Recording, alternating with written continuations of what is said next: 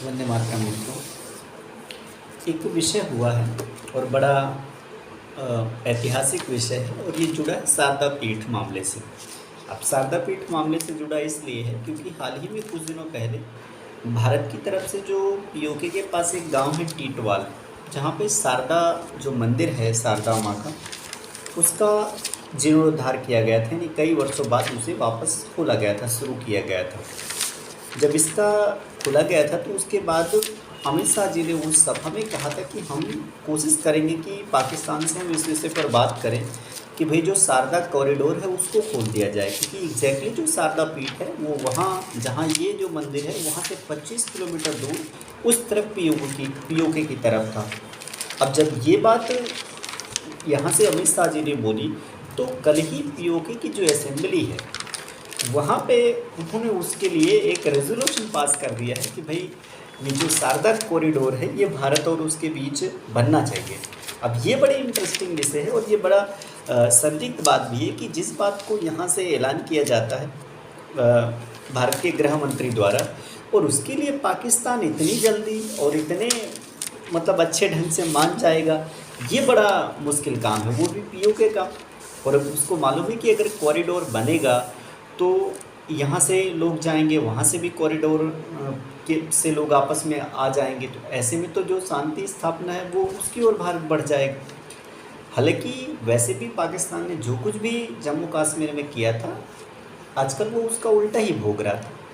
अब भोग उल्टा ऐसे भोग रहा है कि पाकिस्तान ने क्या किया, जब से उसके पास पीओके उसके नियंत्रण में आया था उसके बाद से उसने पीओके के लोगों को यही बताया कि भाई पाकिस्तान तुम्हारे लिए जन्नत है, और जो भारत की तरफ कश्मीरी थे उनसे कहा कि तुम यूनिक हो, तुम्हारा हक भारत सरकार और भारतीय नागरिकों से ज़्यादा है। यानी उनको इतना भड़काया कि वो अपने आप को एक सुपर समझने लगे और इसकी वजह से वहाँ अलगाववाद को हवा मिली। अब क्या हुआ, वर्तमान में क्या हालात है, तो वर्तमान में भारत की स्थिति तो वैसे ही अच्छी हो गई, लेकिन हुआ उल्टा। अब यही सेम समस्या पीओके की तरफ है। अब उनका कहना है कि अगर भारतीय कश्मीरी इतने यूनिक है, वहाँ इतना डेवलपमेंट है, इतनी ग्रोथ है, तो यहाँ पे क्यों नहीं है, हम भी तो यूनिक है, उतना ही पाकिस्तान सरकार हमें दे, वो कर नहीं पा रहे हैं। इसका जो सबसे बड़ा लेटेस्ट एग्जांपल है वो इस प्रकार से समझिए कि पाकिस्तान को आईएमएफ से $7.5 अरब चाहिए और भारत ने 14.5 अरब डॉलर का बजट दिया है जम्मू कश्मीर को। यानी उतना जितना उनको पूरे पाकिस्तान को बचाने के लिए चाहिए उसका 2 गुना भारत सरकार ने जम्मू कश्मीर का बजट दिया है। इस बात से पता चलता है कि भारत सरकार किस तरह से कश्मीर को टैकल कर रही है, और ये भी एक वजह है। तो ये जो शारदा पीठ है, पहली बात तो उसकी प्राचीन कहानी पे हम जाते हैं तो प्राचीन कहानी ये है कि जो माता सती थी उनका दाहिना हाथ जहाँ गिरा था वही शारदा पीठ है, और पुराने टाइम में उसे ज्ञान की देवी कहा जाता है। वैसे भी कश्मीर जो वैली है, ज्ञान का सबसे बड़ा सागर संसार वहीं पे मिलता है, और इसका सबसे बड़ा एग्जाम्पल खुद मुग़ल साहित्यकारों में अलबरूनी भी बताते हैं कि दुनिया में जितने भी मंदिर देखे लेकिन सबसे बेहतर शारदा पीठ का मंदिर है। और जब उनकी इतिहासकार ही ये बात कहते हैं, फिर भी हालांकि वो उस बात को नेगलेक्ट करते हैं, लेकिन यहाँ पे इसको चर्चा करने की जो एक वजह है वो सबसे बड़ी वजह और है कि भारत सरकार की बात आखिर पाकिस्तान इतनी जल्दी मान क्यों लिया, आखिर इनको क्यों। और वो भी पहले हम आपको बता देते हैं कि पीओके में इस वक्त शासन कौन है। पीओके में इस वक्त 2 पार्टियों का शासन है, एक है इमरान खान की पार्टी यानी तहरीक-ए-इंसाफ, और दूसरी है शेख रशीद। वो शेख रशीद वही है रावलपिंडी वाले।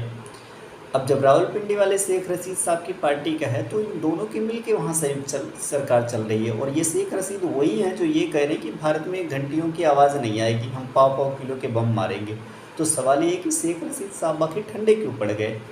अब हम उसकी और मेन वजह में आ जाते हैं। इस साल के जो एक्सपोर्ट्स के आंकड़े आए हैं 2022 में, भारत ने 750 बिलियन का रिकॉर्ड तोड़ एक्सपोर्ट किया है, 750 बिलियन का। इससे पहले भारत ने कभी इतना एक्सपोर्ट किया ही नहीं। तो ये जो अडानी के खिलाफ हिंडनबर्ग की रिपोर्ट जाहिर होती है या दूसरे तरीक़ों से कोई किसान आंदोलन में आ जाता है और उसको आगे बढ़ाने की तरफ से भारत को रिट्रैक्ट करने की कोशिश किया जाता है, ये होना स्वाभाविक है, क्योंकि भारत सरकार ने जो अब तक कदम उठाए हैं और जो उनके परिणाम हैं वो अब आने लगे हैं। 750 बिलियन का एक्सपोर्ट किया है, इतना एक्सपोर्ट भारत ने कभी भी नहीं किया। और तब जब कोरोना है तो पिछले साल से और इस साल से भारत में बहुत फ़र्क पड़ा है, जबकि चाइना हालांकि चाइना बहुत आगे, उन्होंने 3 ट्रिलियन का एक्सपोर्ट किया है, लेकिन उनका जो एक्सपोर्ट का जो परसेंटेज है वो हमसे बढ़ा नहीं है। और जबकि भारत का क्या है, बढ़ा है बहुत तेज़ी से। तो स्वाभाविक है कि भारत को टारगेट किया जाएगा। और इस वजह से भी भारत इतने का एक्सपोर्ट करता है और पाकिस्तान 2 बिलियन 3 बिलियन के लिए हर दिन IMF के सामने लेट जाता है। तो दोनों में फ़र्क है। यही एक वजह है कि उन्होंने बहुत जल्द भारत सरकार की बात मान ली है। खैर, ये अच्छी बात है कि अगर वो भारत की बात मान लेते हैं और ये UK का रास्ता खुल जाता है तो इसमें कोई बुराई नहीं है। लेकिन अमित शाह जी का पावर तो है, क्योंकि इतनी तेज़ी से काम हो जाए। और यहाँ तो सिर्फ बात हुई है, उनका एक स्टेटमेंट रिलीज़ हुआ है और उस तरफ उन्होंने उसके लिए रेजोल्यूशन पास कर दिया विधानसभा में। और सब, हालांकि अभी ये पूरी तरह से चलेगा ऐसा नहीं, क्योंकि वहाँ पे जो है अभी भी हो सकता है इस्टेब्लिशमेंट उनकी इसको क्वेश्चन करे और इसको पलट दे।